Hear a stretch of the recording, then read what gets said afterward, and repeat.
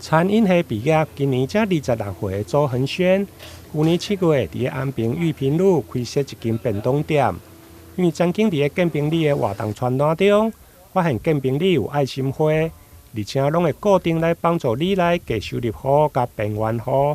因此嘛，甲里办公处来合作，推出爱心代用餐。我们店本身有在做代用餐这个东西，这个算是行善。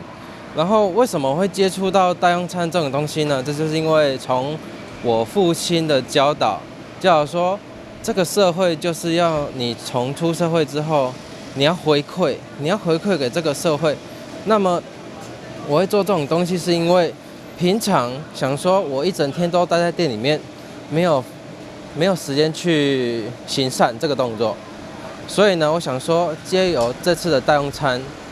我可以很多行善的机会给有需要帮助的人，或是低收入户的人。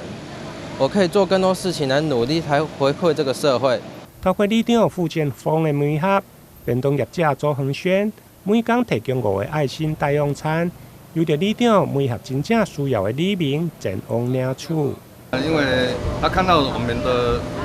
在我们的传单里面知道我们有爱心会，平常的赞助有困苦的，那他就提出他的业务方案，说希望把那个爱心呢送给一些贫困者、有需要的人，他目前是暂定供应的，每天是供应5个便当，每周一到每周6都有。那这5个呢是由我来筛选的，就是我在我们里面找真正需要的人，